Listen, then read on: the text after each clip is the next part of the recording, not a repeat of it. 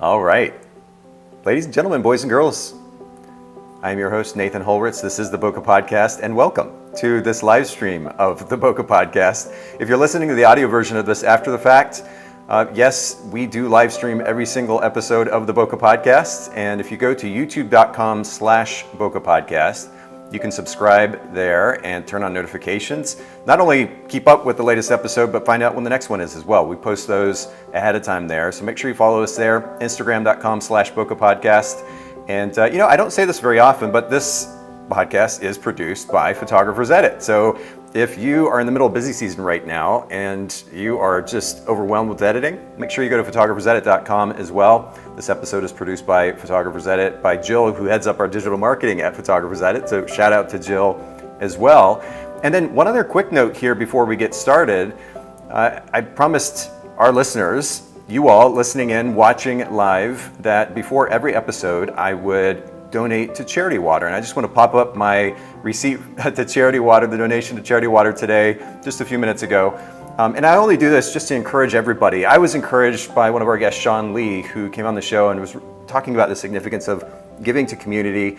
And for me, it made sense just to up the ante giving to Charity Water, which of course is an international organization. But I just want to encourage everybody listening in. We have the means to give a few bucks here and there. Take advantage of those opportunities, make a difference in somebody's life that way. It's amazing how even just a little bit of money can go a long, long way. All right. I want to introduce my guest for today. Daniel Moyer is here with me. Daniel, thank you for braving the... have you had any kids knock on the door yet? Nope, no kids. Okay. Don't worry, I better be quiet though so they don't find me. No, it's all good. So anybody watching live, by the way, anybody watching live, don't hesitate to ask questions, comment, join the conversation today. We're going to dig into something really great. I'll touch on that here in just a second. But Daniel and I were talking before we got started. We're at slightly different stages of the parenting game. I have a 19 and 16-year-old, and Daniel, your kids are how old one more time? So I have a 5-year-old and then 2-year-old twins. So it's something around here. Like I was just saying before, there's like goldfish and veggie sticks smashed into the carpet. So I have like a very small window that I can hang out in that looks clean. Wow, and we already have a comment. Colin actually says, "Nice shirt choice, Daniel." So I'm posting that up here. It looks like your friends are already giving you a hard time. Yes, awesome. They are. Keep it up. All right.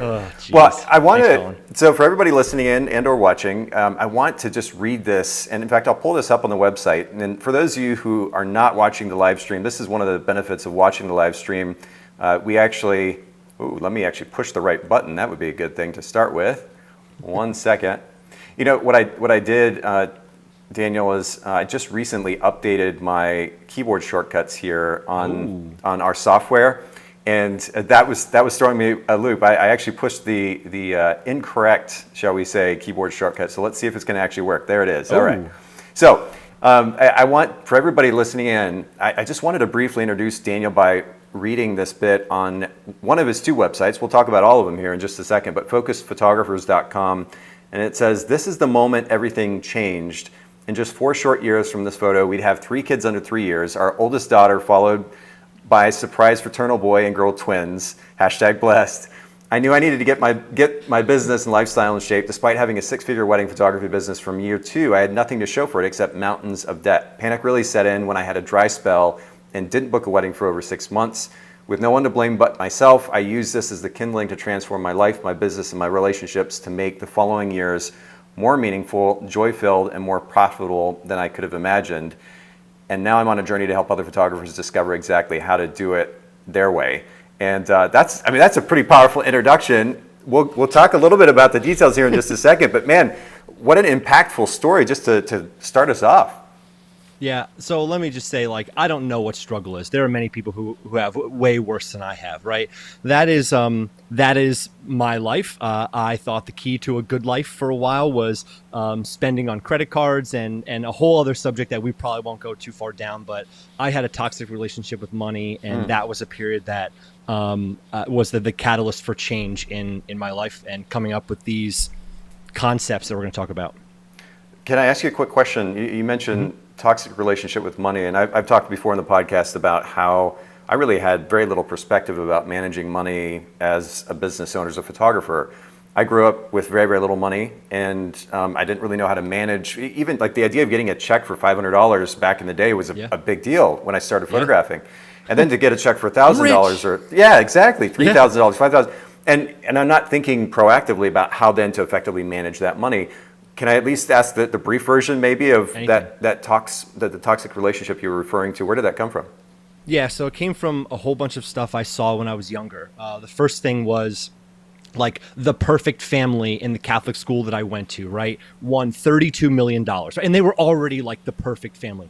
$32 million, they took it right away, got $18 million, and within 3 years, this perfect family was ripped apart, right? Wow. So it's like, oh, you see that, and it's like money changes people. And then me being very young and naive saying, who are the people who drive like jerks? People with fancy Audis and Mercedes, right? Like it was just something I was naive and didn't understand. And seeing my parents, very simple blue collar people. My dad was a produce manager, him working, he worked extra jobs. My mom was a Mary Kay lady, and us like feeling like we're scrounging by, right? So it's like, okay, my parents are working really hard, but money's not available to them. So then it's not available to me. So I thought money changes people. Money's not available to me. I don't want to have anything to do with this.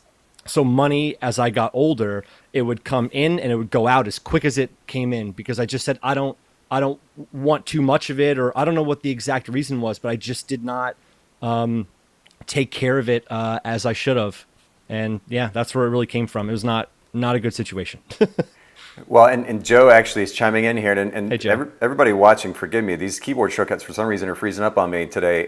Joe, shout out to Joe D'Antone, who was on podcast. We were just talking about episode, what was it, 263 or 253? Something like that. A couple of years ago. Thanks for listening and chiming in, Joe. I really appreciate that, and also for your contribution to the podcast too a little while back. But this is an interesting point of conversation that could be probably 2 or 3 or 4 episodes in and of itself. But it's really interesting how the way that we're raised around money kind of shapes our perspective. And I think, unfortunately, a lot of times in photographers' cases, we're talking about people who want to be photographers, they want to be artists, but they don't really have a perspective about certainly running a business. And along with running a business effectively, it's managing those numbers. That can be really challenging. So I just wanted to get a little bit of a backstory there. I know that you've stepped beyond what you described there in that introductory story, and we're going to talk about how you did that here in just a little bit. But let me ask you, go ahead and ask the first question. If we get these buttons to work correctly, I'm going to actually jump back over to we'll go to your photography website first of all, if I can. Let's see if we can get this to work. Yet again, running into little glitches here. All right, there we go. We did it. Daniel Moyer, photography.com. For everybody listening in and of course watching, you can see here. But Daniel, I'd love maybe for you to give our listeners context before we talk about your coaching business, about your photography business. What is your photography business's brand position? If I could just narrow it down to like one or two simple lines, it's that I seek to blur the typical client photographer relationship and what that normally looks like. So for me, that's being wholly and almost to a fault invested in my couples, their relationship, and their families. Wow. Okay. So I know that relationships have been really a pretty significant theme in the photography industry now for some time. How does this make you stand out from photographers around you? And of course, we're not calling out individual business names here, but just from your experience, from what you hear maybe around town amongst photographers, maybe from clients or potential clients, how does what you do stand in contrast to those around you? Yeah, there's, so I have this like little photography group of buddies that we all talk about business. And one of the guys in my group, he's constantly having like 4 or 5 minute phone calls and couples are booking him, right? And we always joke that his couples would never book me and my couples would never book him, right? So I tend to go after couples who want more than just like who want a friend to show up on the wedding day. And so that's the perspective that I come from. And I think, everybody has their own thing, but I'm trying to scoop off more of those people who want to have their parents wrapped up in this process, right? So I love calling parents prior to the wedding to understand their perspective, what they're excited about. And I have a story about, why I started calling parents that we'll probably talk about later in the podcast. But I've just realized that families are so important, and to a lot of people, a lot of photographers will say, "Oh, I'm not going to call the parents. Why would I call the parents? It's the couple's day." And I've heard, I put a poll up a while ago in a Facebook group, and nobody called parents. So it's like, oh, okay, that's maybe not a value to all couples, but to the vast majority of my couples, it is. So I feel like I'm setting myself apart that way in coming at my couples from like the perspective that I know nothing about them, and I'm trying to gain as much information about them as possible. I don't think I've ever heard of a photographer that calls the parents. I think that's brilliant. I mean, as close as we get to our client's family on a wedding day, where, I mean, I'm sure you've experienced this too. When we worked with a lot of our couples, it felt like we were part of the family. The way that they would invite us in and let us be part of that day, it wasn't just like we were, the hired photographer that happened to be there to do a job. They were treating us like family, and it was humbling, really, even to think about it now. That's fascinating. Yeah. Can we just kind of dig into that just for a second? Like, what does that phone call look like? What does that sound like? So, all right. So this is exactly what I say. Hey, Bob, I'm calling because, and a quick short story about why I'm calling is when I got married to my wife 7 years ago, we love our pictures. They're amazing. Our photographer did a great job. But when I look at photographs from the reception, there's not very many of my dad. There's a lot of dancing pictures and stuff, and that's great. But I know why there's no pictures of my dad. It's because my aunt was there. And my aunt is not that important to me because I've seen her maybe 5 times in my entire life. She lives in New Mexico. And I just didn't think to tell the photographer that my dad would probably like a picture of his sister and him, right? So he didn't get a picture of my dad talking with my aunt. So there are things that are important to couples or that are important to parents that the couple might not know about. So I guess what I'm wondering is, what is it that you're looking forward to when the wedding day arrives? And how can I serve you too? Because I'm sure you're excited about this and you've been thinking about this wedding for a long time, right? Wow. Okay, so are you doing this with both the bride and groom's parents, both sides? Wow. Yep. I bet they're just like staggered by this whole experience. Yeah, I mean, a lot of couples will say, I know if if the families are not super important, or if giving the mother of the bride a microphone is too much for that scenario. But yeah, a lot of my couples were like, "Oh my gosh, that would make our parents feel so included and so welcome." And the amount of times that I show up on the wedding day and the moms are just like, "Oh my God, I just can't believe how wonderful you are. You talked with a couple, you called me, you asked what pictures we wanted." And it's like, I have one mother of, I'm photographing all 4 of her children's weddings. And it's because of her that I'm photographing all the kids' weddings. That's incredible. Well, it sounds like not only do your clients big fans of you, but you also have other photographers that are big fans of you. Matt says Dan is the man. So knowledgeable and humble. And humble. Thanks. But this is great. Well, thanks for chiming in too, Matt. And y'all don't hesitate. For anybody else, I know that we have others live listening in, watching. Don't hesitate to comment and ask questions as we go along, but I want to keep the conversation moving because we have a lot to talk about. We're already talking about customer experience, but I'll go ahead and ask you a question that I normally do our guests, and that is the biggest idea that drives the customer experience you provide to your clients. Is there one in particular that stands out? So can you ask that question again? I feel like it maybe broke up or something. Oh, sure, yeah.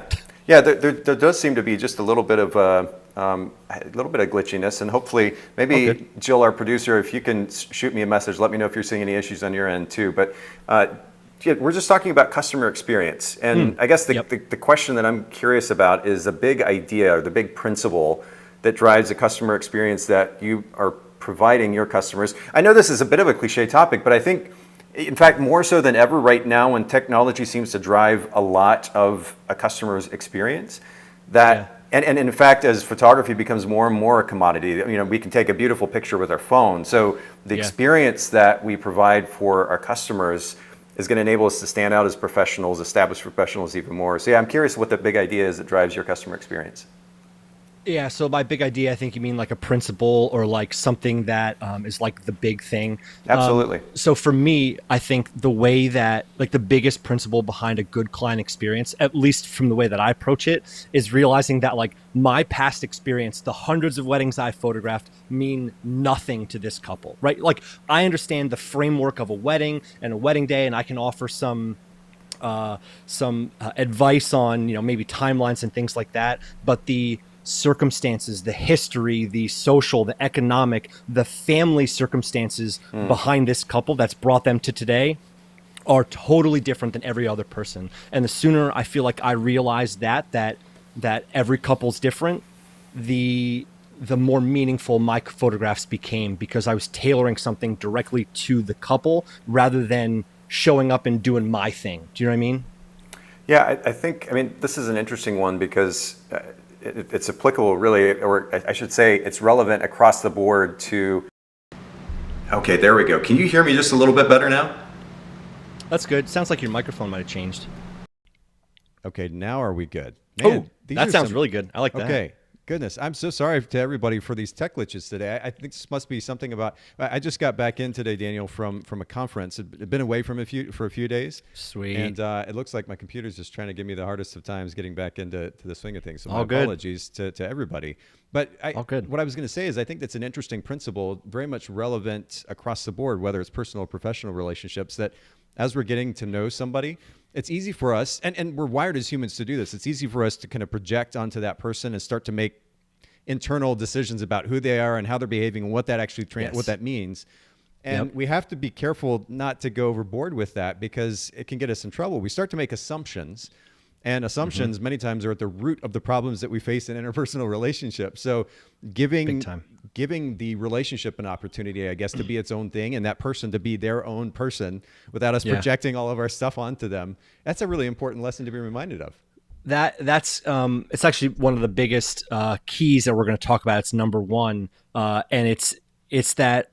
Well, we're going to dive really deep into it, but there's a huge difference between knowing somebody on a deep level and knowing about them. And we'll talk about that difference in a little bit. But yeah, I think there's a huge difference between those two things. And a lot of photographers just know about their couples. They don't know them on a deep level.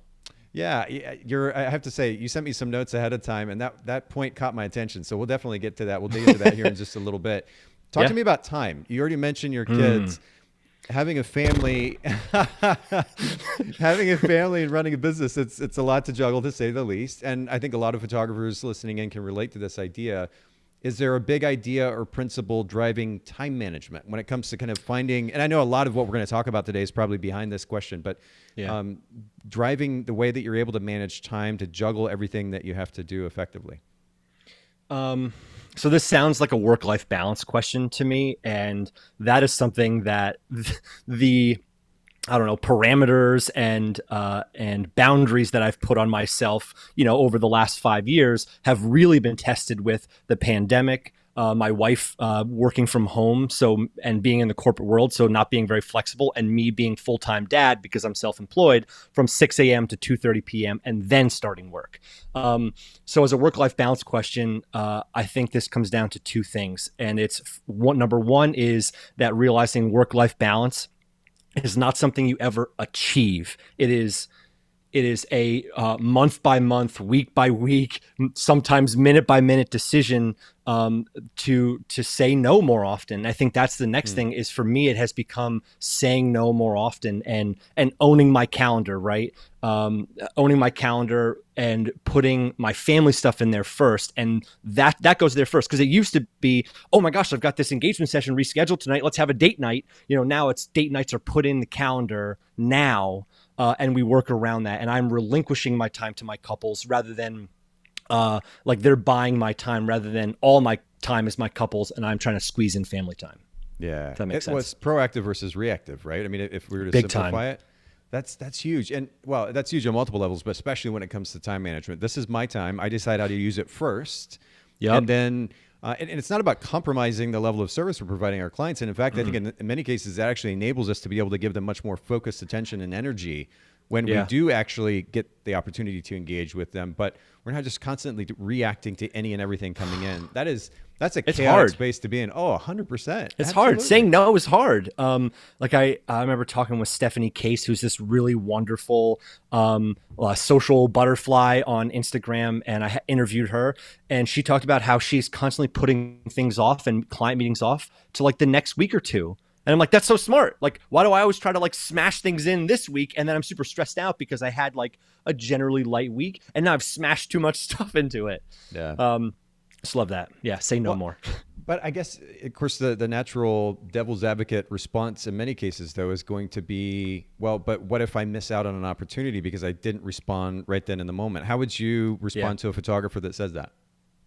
I think that it depends on what the scenario is, right? Like if you get a new lead coming in, get on that now, right? Like respond now. I'm always responding because that's the lifeline, I think, for us. But if it comes to, I don't know, setting up a kind of like a non-essential meeting or something like that, like it doesn't have to be smashed in this week.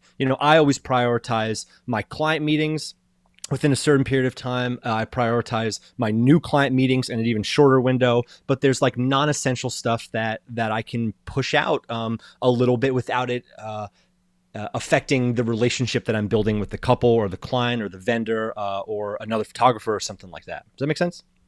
Well, it's just a little bit more of a balanced approach. I think a lot of times we're, and it sounds cliche, but we're functioning from this place of fear, big time, and this kind of frantic.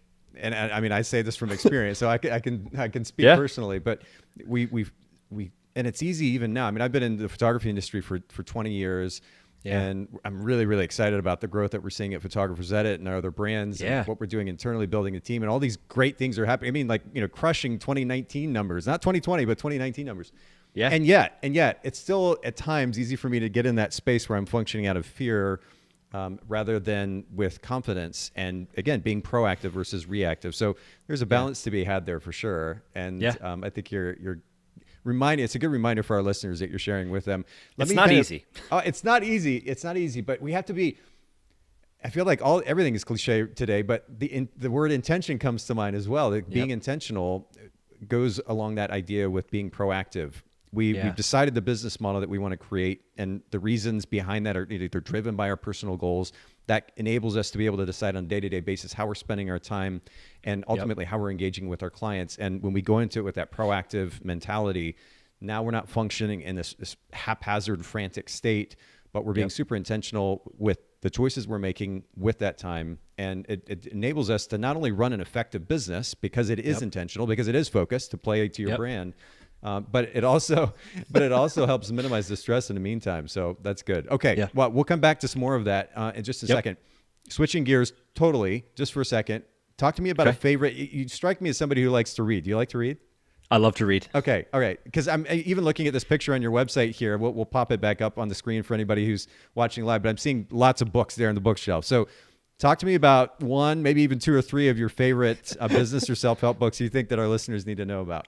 So to the left there is the Harry Potter shelf. So those are not all business books. Okay. The vast majority of those books are my wife's. But I actually was thinking about this question, and I think that there's many areas of business that we all need to be shored up. We've already talked about finances. So I kind of broke this down into like 4 categories that I think would be good to create a well-rounded business person. I broke it down to business finances, personal finances, time management, and client experience. So for business finances, Profit First by Mike Michalowicz. That book is single-handedly the best business decision I have made in the 12 years I've been running a business. If I would have found that earlier, I probably could have retired already. But it just has created a system that I put into place, and I credit that with the reason why the pandemic wasn't as scary for me financially. For personal finances, because I think this is something that we're definitely not talking about, is A Simple Path to Wealth by J.L. Collins. That book covers a little bit of everything. The mantra in that book is spend less than you earn, invest the surplus, avoid debt at all costs. That book is tremendous. It talks a lot about like simply living. It talks about like the number you need to reach to be financially independent. It's just a great, well-rounded book, and it also gives you actionable advice for the normal person. Number 3 is for time management. Long title here. Let me pull it up so I don't butcher it. Is Manage Your Day-to-Day, Build Your Routine, Find Your Focus, and Sharpen Your Creative Mind by 99U. Awesome book, like 3-page chapters with like little tidbits that are just really great and stick out to you.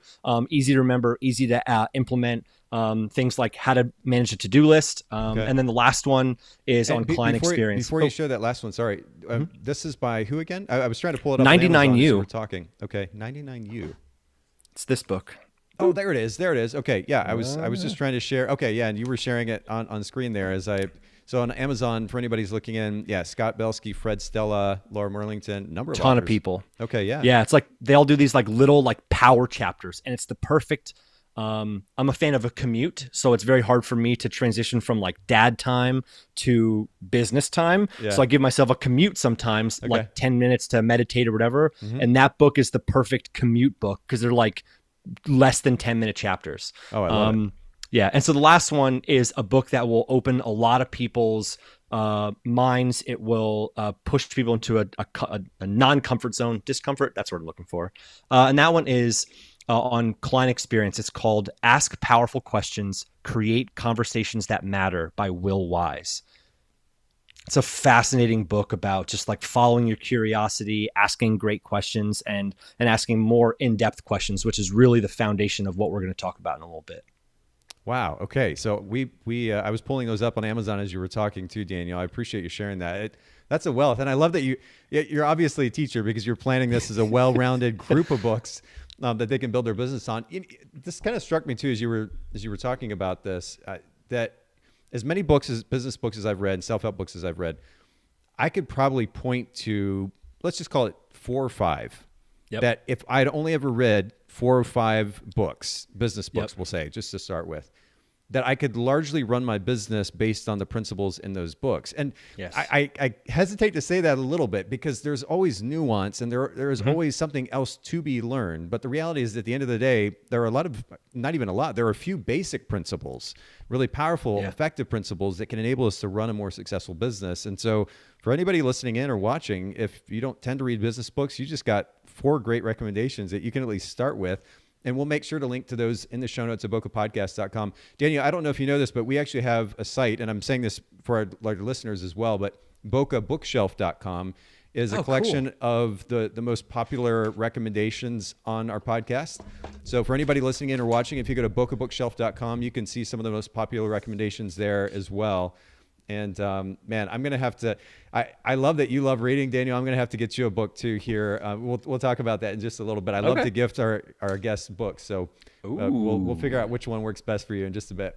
I'm into it. Okay. All right. So I want to keep the conversation going, because we're going to get today into, well, very simply, 5 principles to transform a wedding photographer's business.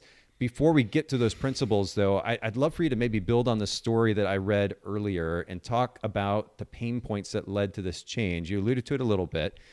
Would you say that there are 2, 3, 4 ideas that were really driving, or maybe behaviors specifically, that were causing the issues that led to you developing these principles that have made a difference in your business?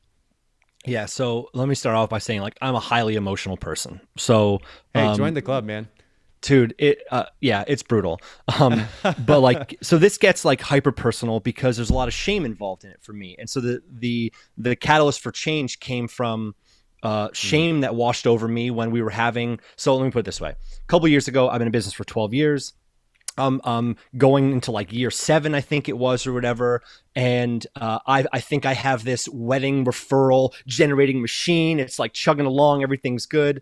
And when the smoke started billowing out of the engine and the proverbial wheels fell off of my machine, after I looked back at a 6-month period and realized I had not booked a single wedding, I freaked out, because we had one tiny child, Alice, our oldest, who was I think 2 at that point. We were looking at having more kids, which ended up being 2. But I remember being like, I made good money this year. Like we made good money. Like, where did it go? And just looking through like my bank account and be like, Starbucks, coffee, Starbucks, coffee.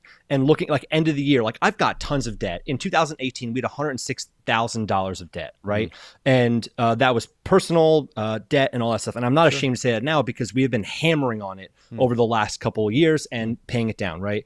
But anyway, long story short, the shame that washed over me when I realized that I was just mismanaging my money, that I should have been putting that money on my credit cards. But now I have no money coming in because I'm not getting any wedding leads. It just was scary. So this didn't happen overnight, but I decided, like, it really happened over one of my reviews one of my past couples gave me. And I talked with her on the phone. Her name's Lauren. And she's like, Dan, these photos are amazing. You are magic. And I remember her saying that and me like sobbing. Wow. Yeah. When she said that. And long story short, I ended up going on this knowledge bender of reading like all the books I could find, looking at all the conference notes and trade shows that I was ever at, and just trying to find something. And the real change happened when I started looking at like education. And at the time, there was like two things that I would see. It was either this like step-by-step to success, right? Like here's these like 5 steps you need to follow, rigid steps that weren't flexible, or here's a way to get 100 new leads tomorrow. But no way that felt like, okay, how do I nurture the leads I'm getting? How do I feel more fulfilled as a photographer? How do I don't know, get the clients I want? And there's a lot more of it now. I think education is awesome now, but I dove into my current clients and my past clients, and I was just asking them questions. Why did you pick me? What were you feeling when you picked me? You know, like how? And I just started asking myself questions. How can I supercharge them? And this really just came out of this necessity to want to build a better life for my family. And the way that I was doing things was not working.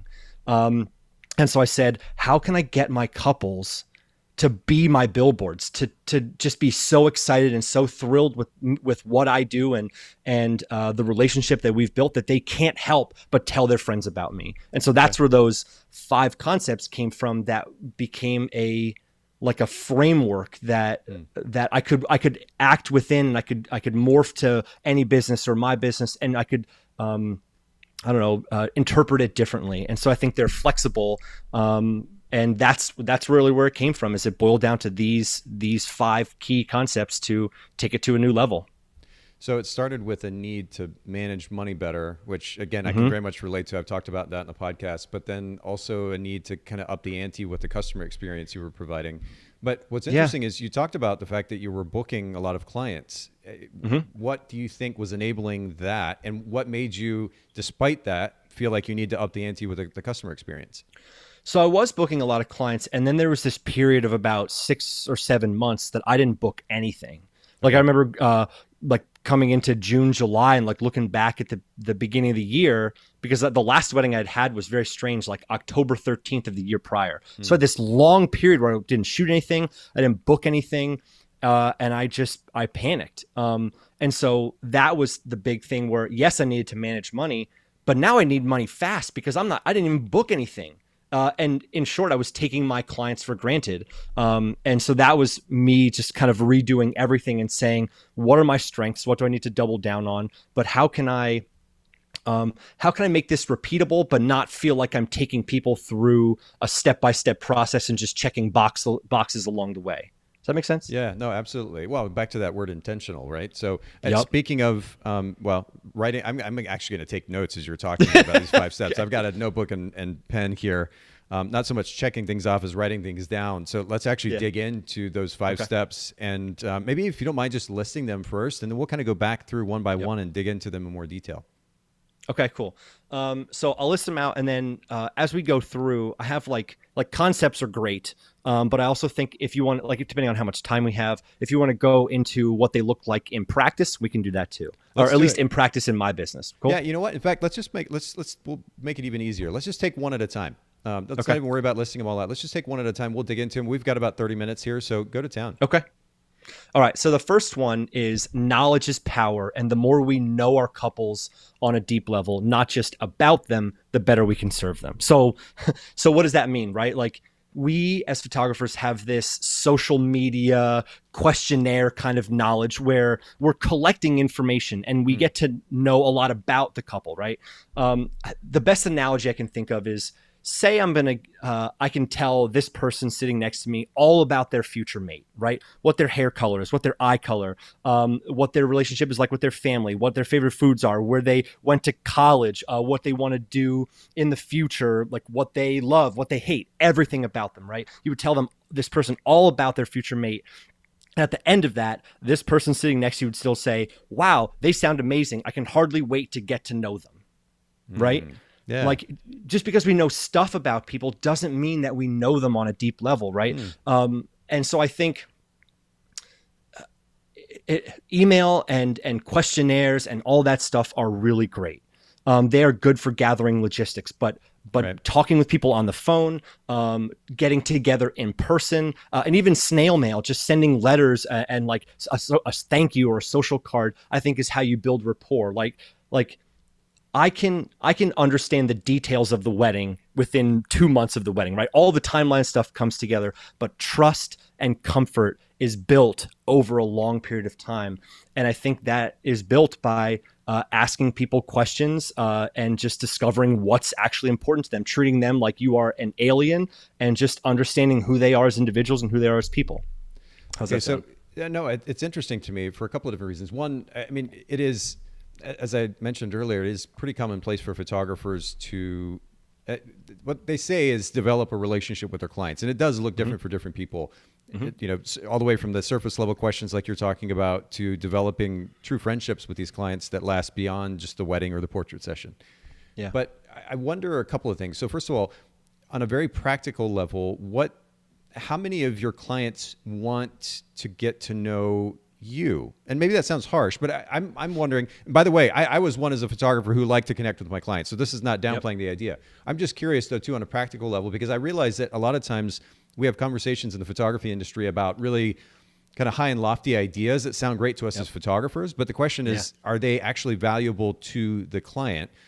Have you ever gotten feedback from clients like that in regards to whether or not they want that deeper relationship, or they want to have these conversations, or maybe they just want the basic interaction with a professional photographer, hire them, get the service, and be done? What are your thoughts on that? Yes. So my initial meeting, my form on my website is all generating a couple that will come out the end and know that they want a more than just like the hired help, right? Okay. So the barrier for entry on my form on my website is a lot. I don't know if you still have the website up, if you want to bring up like the contact form, but there are several questions, and I've had tons of people tell me, it's too much for people to fill out, right? Who's the person that means the most to you and why? Right. That goes against what most people are saying. You want your couple to be able to fill out the form on their phone in the bathroom stall at work, right? Like you want it to be quick and gather the information and move on. But I think my goal is to start the conversation from the contact form rather than me trying to start it from the email. Does that make sense? Like it's more than just gathering some information. It's let me understand who you guys are as people, even from that contact form. And the message thing on there that says, you matter, your story is important, please share a little bit of your story with me. Mm-hmm. I get paragraphs in there. And if I don't get a paragraph, then, maybe the person has just a little bit more of they're more reserved, and that's okay. I'm not trying to make the couple something they're not. If the couple's not PDA, if they're not very open, or if they're shy, let me just understand that. So I'm not running them through a posing sequence that is like happy and crazy and all that stuff, talking about like a practical, photography level. Let me understand who these people are on this level, on a very basic human level. And I don't have to make them something they're not. I think all couples, when they realize like the more I know about them, the more I feel like I can show up on the wedding day and know what great photographs I'm going to take, rather than showing up and hoping I'm going to get good photographs because I don't know anything about them. Does that make sense? I think so. Yeah. So I mean, on a practical level, because my second question was going to be, what kind of questions do you ask? What does this conversation actually look like? Because most photographers, myself included, especially as wedding photographers, we were used to literally, I mean, of course, back in the day, it was a piece of paper. I've been shooting for a little bit, but having a paper outline, and I'm sitting there in front of the client and I'm asking him a question, and I write the thing down. I ask the next question, I write the thing down. And it was a fact gathering mission. It wasn't so much tell me your story. So these questions, as you pointed out here on your site, and I'll bring this back up as we're talking about who's the person that means the most to you and why. Another one was, you matter and your story is important. Please share a little with me about you and your story. These seem almost, is it too simplistic to say that they're open-ended questions that enable them to tell a story versus just simply giving you facts? Right. And it starts the conversation. Like I can reply directly to what they say in there, right? Sometimes it's something, something silly or something about, their wedding venue, or that they love Harry Potter, or I don't know, it could be any of those things, but I can add like a little one-liner or a two-liner to make it uber personal in my response to them, to continue the conversation rather than reaching out and hoping that they respond to me. Does that make sense? It does make sense. It does make sense. And I have to ask you now, because you brought Harry Potter up more than once. Are you a Harry Potter fan as well, not just your wife? Oh yeah, big time. Have you been to Universal Studios yet, and to Harry Potter honeymoon World? Yeah, Did you really? Yeah, partly for the honeymoon. Yeah, not the whole thing, but yeah. That's fair. It was awesome. Well, I'm projecting, but I picture, because you talk about being an emotional guy. I'm very much an emotional guy myself. And I remember the first time I went to Harry Potter World. I'm not even like the guy that's read all the books, and even I think I fell asleep in some of the movies, but I just like it. I guess I love the imagination of it. And I first went to Harry Potter World, and I just walked in, and I'm like, it felt like I was almost there, Diagon Alley, and seeing the dragon and the fire coming out. Anybody listening or watching who's not been to Harry Potter World and Universal Studios has to go. It's absolutely incredible. Total aside from the whole conversation at hand. All good. But I had to at least bring that up. Okay. All right. So I'm writing, again, I'm taking notes. And I tend to be a little bit of a minimalist. I wrote down knowledge is power. But I think what you just described makes a lot of sense. And we're talking about getting to know not just facts about the client or about their day, but getting to know their story. That gives context to the way that you engage and interact with them. Yeah, so let me put this out there. There was a bride a couple years ago. Let's call her Mary. And Mary was awesome. We had a great conversation. And on a subsequent conversation, we started talking about family and that kind of stuff. And she like clammed up for a second. And I could tell that she was hesitant to tell me something. But I just said, it sounds like that. Well, she was talking about her dad. And then she like kind of quickly changed and said, it sounds like you have a close relationship with your dad. Am I right with that? And she said, yes. She told me about how a couple years ago there was a family wedding, and her dad had some substance abuse issues. He got super drunk at the cocktail hour and basically passed out and wasn't able to be at the wedding. Right. Wow. And so, knowing that a couple years later, now he is sober, he's clean. And she's saying he used our wedding as the catalyst for getting clean. And I kept thinking, like, one, I was like, I need to talk to your dad. So I called him and I just asked him, like, what does this mean to you? Like that you're able to, put this aside. What's it mean? Like he just said, like, I can't, it was like a very simple answer. Guy of a few words. And he's like, I can't tell you what it will mean to dance with my daughter and be fully present with her. Right. And he's like, I still am tempted, but I can be fully present with her. And all I kept thinking was like, if I didn't ask this, if I didn't know about this, I wouldn't have seen and wouldn't have looked for all of those like little lines of the story throughout the entire wedding day of like their interactions and their closeness. And yes, I would have covered the father-daughter dance. And yes, I would have, gotten a speech that he did, but I had an awareness of another line of the story that I needed to be particularly focused on. And, that story goes deeper. There's more conversation around and that kind of stuff. But I just kept thinking, like, if I just would have said, oh, this is the couple's day, I'm just going to photograph the action, I would have missed that whole super meaningful story. And I had tons of pictures of their interactions together. And I thought that was very important. And it's characteristic of what I try to do is look for those things that are out of sight.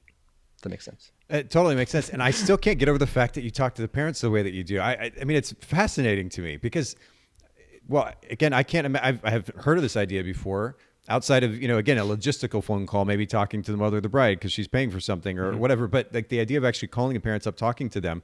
But then on top of that, the fact that you were able to call this gentleman and talk to him about something so personal and he's willing to share with you, it just speaks volumes for the type of relationship you have with your client. And I have to say as well, as an addendum to that a lot of photographers talk about relationships. It sounds like you legitimately have like deep relationships with yours. And I think it's a beautiful thing. So I'm certainly taking notes here, but I want to keep going. So we start with knowledge is power is the first big idea. Take us to the second one, if you will.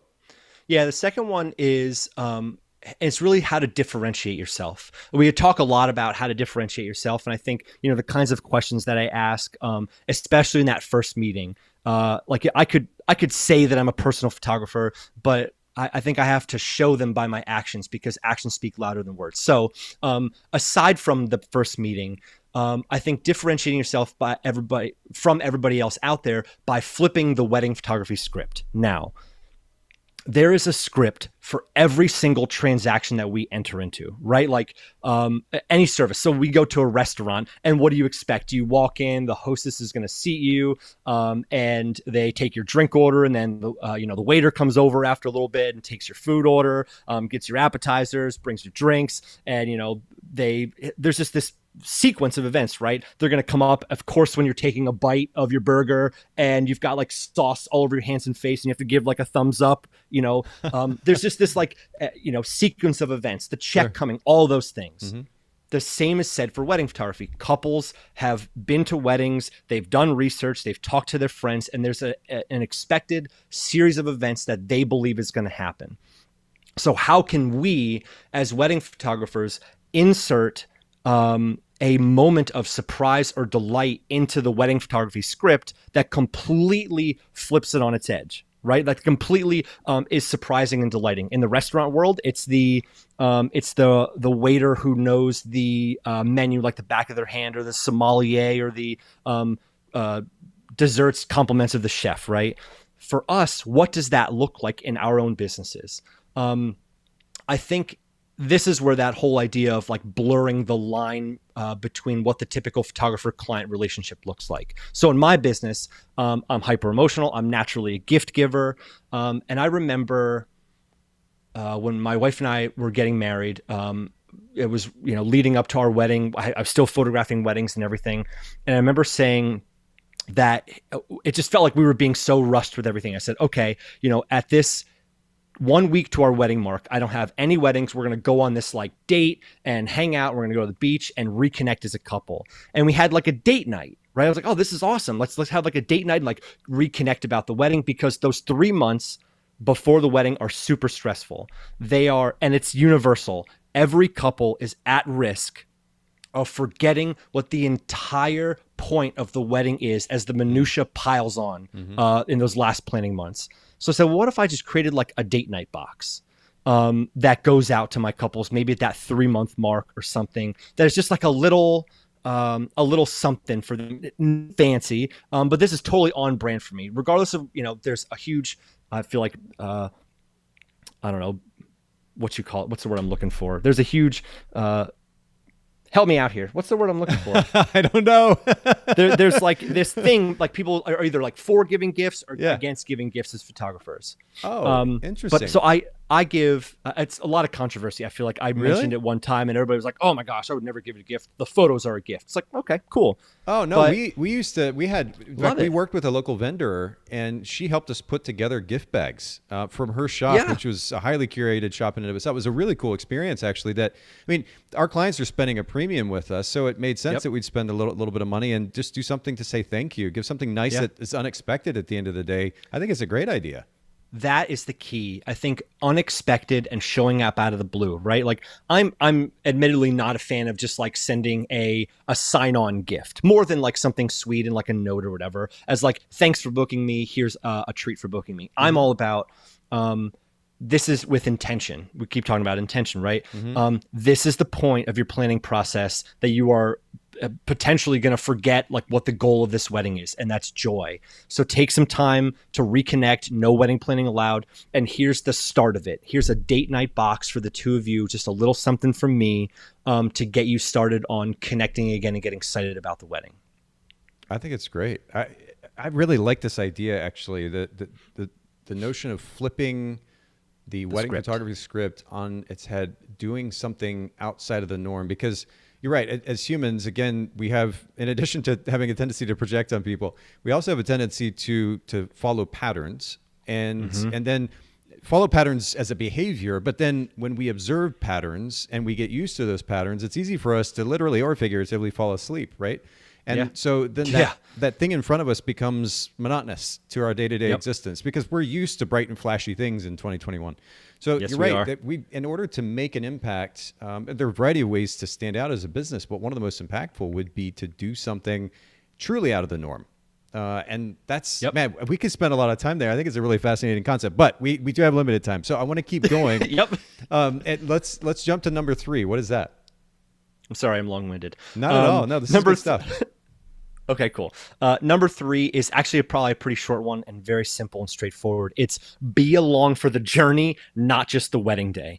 It is so easy for us photographers to do all the work to get the couple to sign with us and then fall off the face of the earth for the next year. And all of a sudden, like the week of the wedding, be like, hey, I need you to fill out this questionnaire. I need you to tell me what the timeline is, and I'll see you on the wedding date, right? Yeah. No. We as photographers, this is where like photographing lots of weddings or even 10 weddings, if you're brand new, we have experience, we have connections. We also know how exciting the wedding day can be. So allow the couple to borrow that excitement throughout the wedding planning process. When they're stressed, you have seen other couples be stressed, but you know how amazing the wedding day still turned out. So be that trusted advisor, be along for that process, right? Like the way I think of it is if my close friend were getting married, right, that I'm not going to be the wedding photographer. I'm going to be a guest there, but they know I'm a wedding photographer. They know I'm in the industry. What kind of help would I give them? What kind of advice would I give a very good friend of mine who's in the thick of it and who needs my connections, who needs my resources, who needs just help with the timeline? I'm not trying to take a wedding planner's job, but I do know some things about how long it takes to get the kind of photos that couples are hiring me for. So I know so what does this look like in practice, right? So in my business, whether or not a couple does an engagement session with me, is irrelevant, to this, but I treat it like every single couple does. There's this one couple, who lives in Delaware, which is about an hour away from me. And this was 2 or 3 years ago now.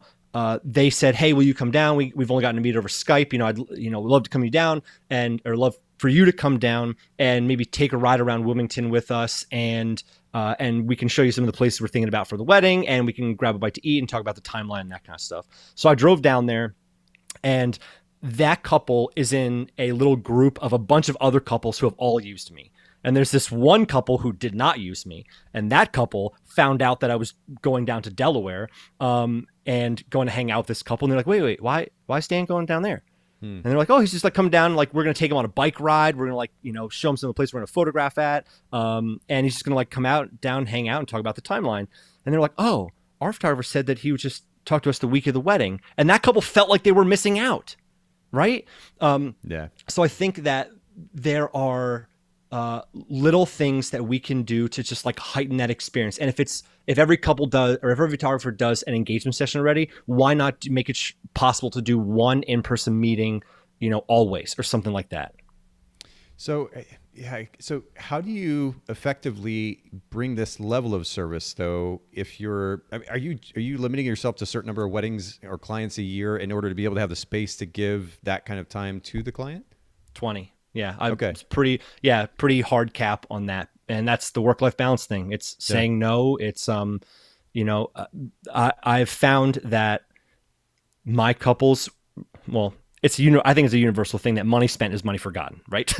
So I think it's possible that as a trust and comfort is built, that if I offer buying decisions throughout the process, that couples may end up paying for more than just that initial consultation, right? Yep. So this is also an investment, right? That's probably another whole other conversation, is spreading out buying decisions. So this is not just this couple's going to pay me $5,000 and then I'm going to like do all these other things.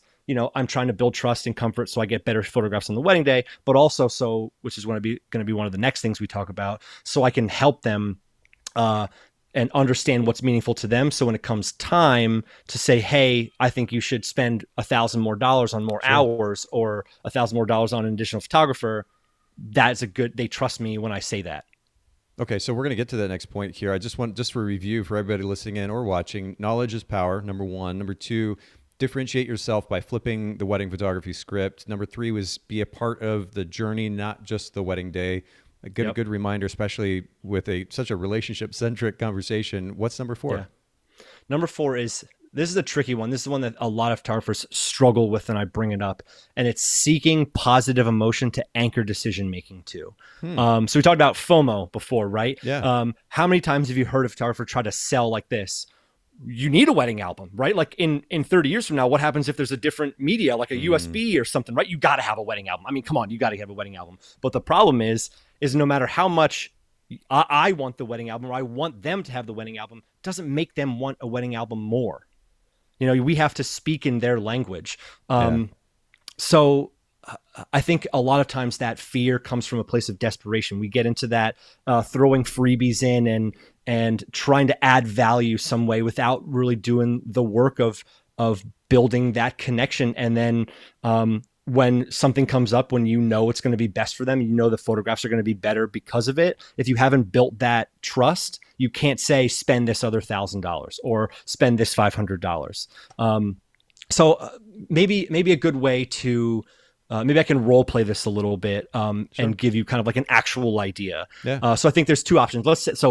I have an a la carte system. My couples add on a lot of different things throughout their packages, right? And the number one add-on is an additional photographer, 2 photographers. In my packages, it's just me, and then they can choose to add somebody else on. So there's 2 options, right? There's the FOMO option. So let me run through this. Hey, groom, do you want an additional photographer to photograph the morning of your wedding? How much is that? It's $1,100. No, thanks. I'm okay without it. Are you sure? I mean, it can be strange to see the groom for the first time at the altar when the bride had this whole morning of photographs. Yeah, it's okay. I'm all good. Thanks anyway. That's the FOMO side of it. That's how most of us sell, right? But if we say, I know that the coverage is going to be way better if it's a large wedding, 200 people or whatever, if a second photographer is needed, I'm not just going to ask him that. I'm going to say, hey, man, so how's the wedding planning going? Did you select your groomsmen yet? Yeah, I did. It's going well. I got my guys. Oh, okay, great. Who did you select to be in there with you? Well, I've got my brother Matt as my best man, my buddies Nick and John, and my longtime friend Dan. Oh, okay, cool. How long have you known those guys? When did they come into your life? Well, I've known Dan since middle school. Obviously, my brother Matt I've known my entire life, and my buddies Nick and John are college and work friends. Wow. So, and it's me talking again, like, wow. So your brother is obviously very important to you as your best man. It's pretty amazing that you've known Dan since middle school, and your relationship and your friendship continues. That's rare, isn't it? Yeah, man. We've surely had some adventures together, right? Haha. Will they all be there on your wedding morning getting ready with you? Yeah, probably. I haven't really thought that far out yet, but yeah, probably. So you've known these guys for 20 plus years. In another 20 years, what do you think it will mean to have photographs of these guys who you've known for your whole life there supporting you on your wedding morning? Actually, I hadn't thought about it that way. Probably a lot. My brother and Dan and I have been through a lot already. It'd be cool to have those photos to look back on. That is my thoughts exactly. It's for that reason I'm going to suggest an additional photographer as part of your wedding photography package. How does that sound? Nice. Yeah, that sounds pretty good. How much is that? $1,100. Phew. Okay, yeah, let's do it. It's a big difference. Yeah. I was writing down, just again, kind of summing up the thought, sell good feelings, not FOMO or not fear. And yep. That's a really great way to put it. I'm telling you, it's so cringy to me. First of all, let me set the baseline here. IPS, fascinating concept. I know I missed out as a photography business owner when I was shooting, not taking part in that. I missed out on a lot of revenue. But there's a part of, and I know this is not everybody's approach, but I know that there's a part of some of the IPS that goes on and that is taught, which is very much centered around kind of what you were talking about, selling on FOMO or fear. And in some cases, fake scarcity, which frankly, just to me is just straight up, it's almost like dishonesty, just like lying to my couple in order to make them feel this sense of urgency so they go spend more money. And that just, it feels gross to me. It does. Whereas if you are focusing on their experience and the significance of their experience and then suggesting, oh, by the way, what do you think about a second photographer? I mean, the way that you worded it was much more impactful, but that setting it up in that way, which is focused on their benefit and not something that is associated with fear or FOMO, so much more powerful. And it may sound simplistic, but it just doesn't feel gross in comparison to what I'm hearing taught and ultimately taught by other photographers in the industry. Yeah, it's not trickery, right? Like I'm trying to not be deceptive or be like overly playing on emotion, but I also know that like these pictures in the morning, if I'm just talking about an additional photographer, these pictures in the morning are going to be meaningful to him. So I need to speak to that part of him. If it's a wedding album, there are ways to talk about the wedding album without it just being FOMO. You can, I don't know, you can dive in and talk about how in 30 years from now, like there's no romance to flipping through a 500 pictures on your laptop. And what will it mean to curl up and snuggle and relive that day? What will it mean to, 4 years from now, you probably won't look at it that much, but each day, as in 30 years from now, when you open it up, you'll be able to look at each other while you're snuggling on the couch, as maybe before your children's wedding, and still say, I'm so glad you look at me that way, or whatever. Right.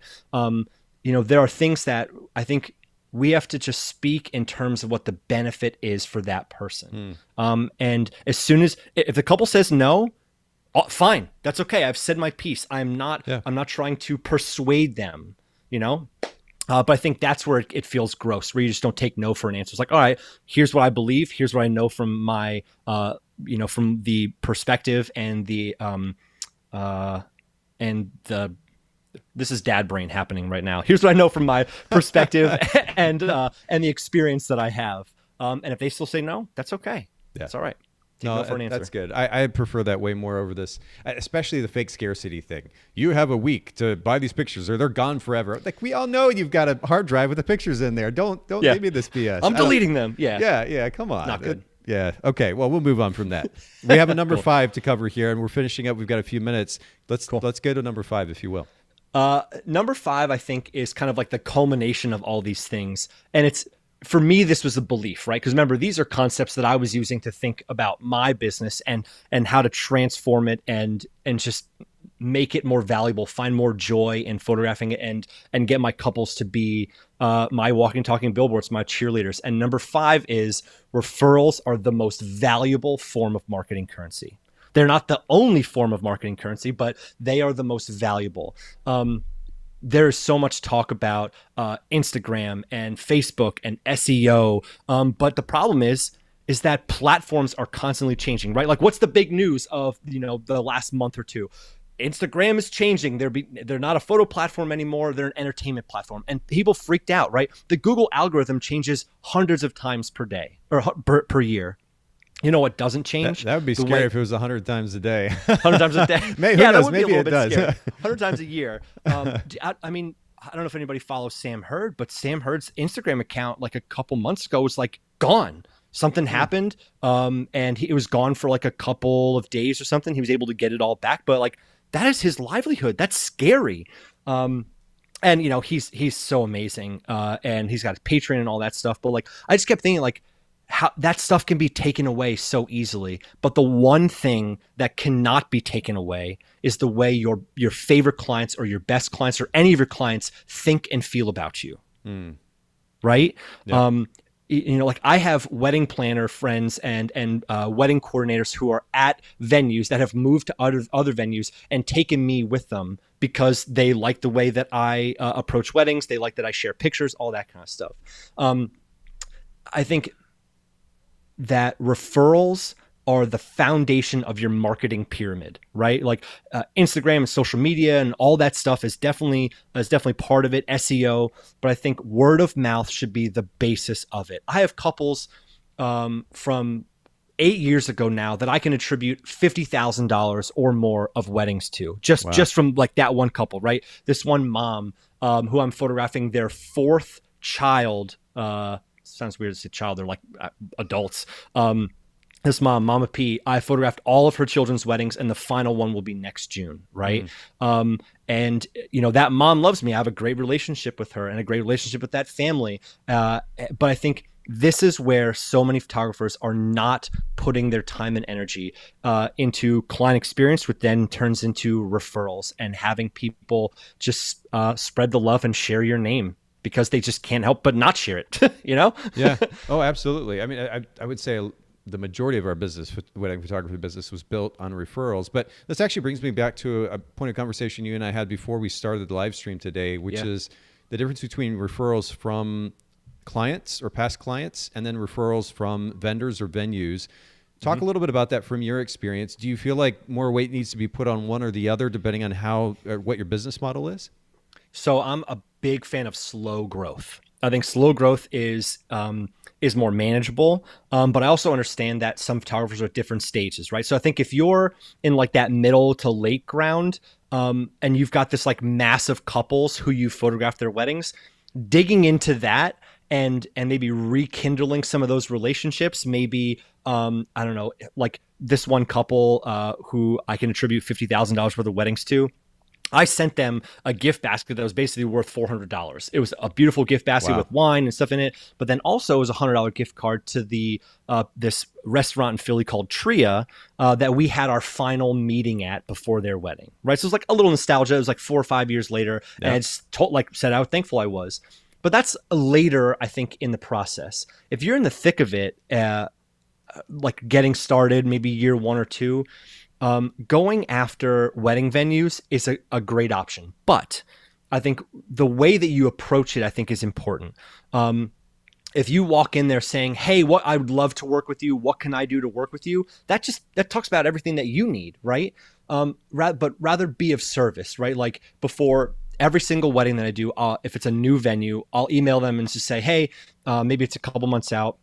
Obviously with COVID, this is a little bit difficult too, but I'll email them and say, hey, I've never worked at your venue. I'd love to maybe come by and have you show me what your venue does best. Mm-hmm. And then while we're walking around, I'll ask them what holes they have in their marketing or their advertising that I can help support that side of them.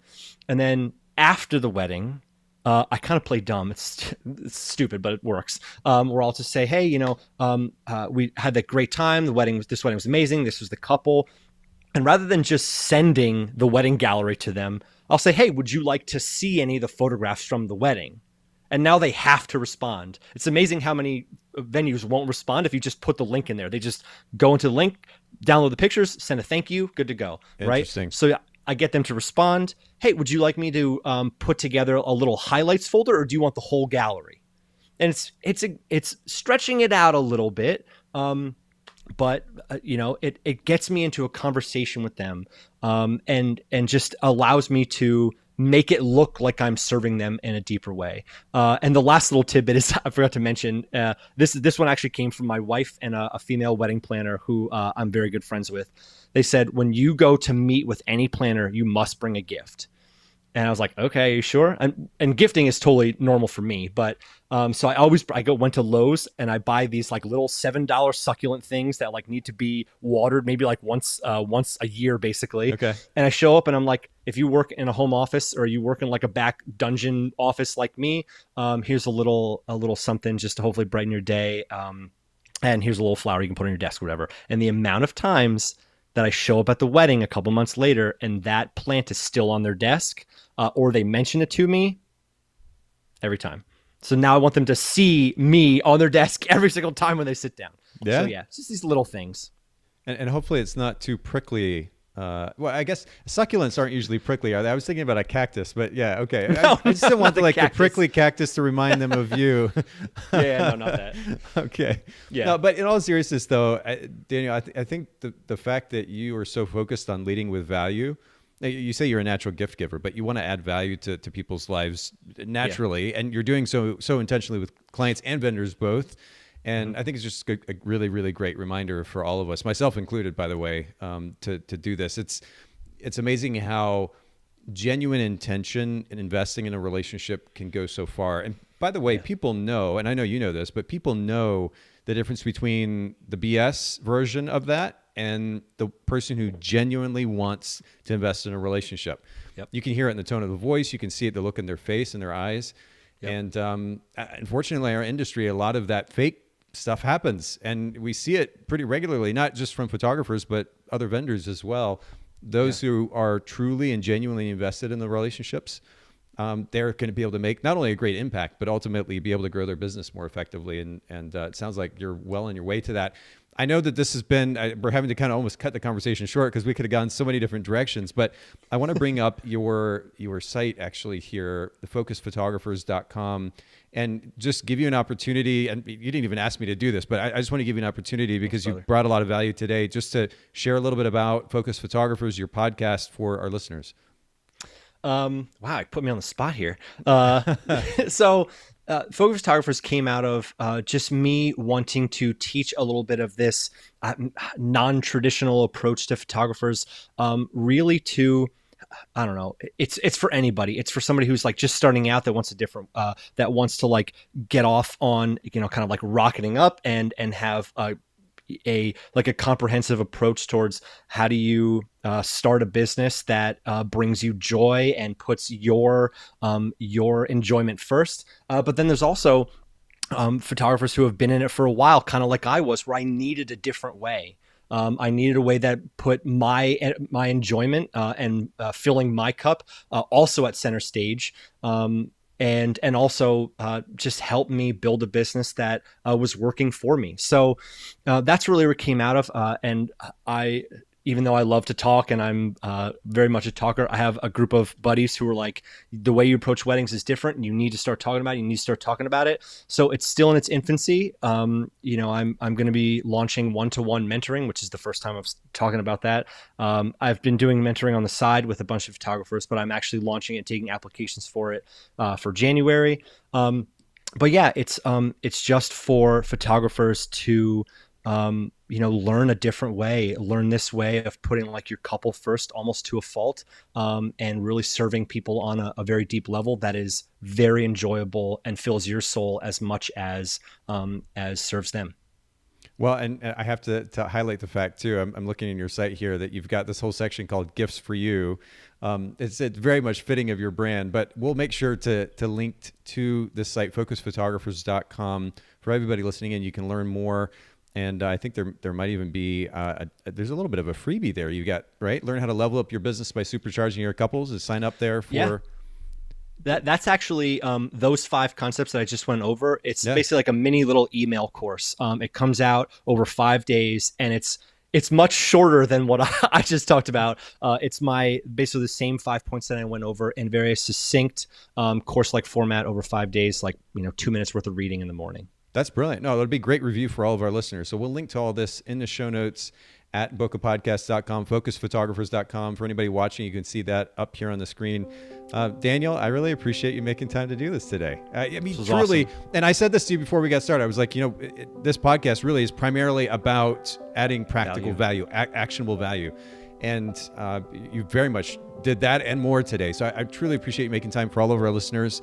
Everybody listening in, make sure you go to focusedphotographers.com as well as danielmoyerphotography.com. And we'll link to these in the show notes along with the Instagram accounts. Thanks again, Daniel. I really appreciate it.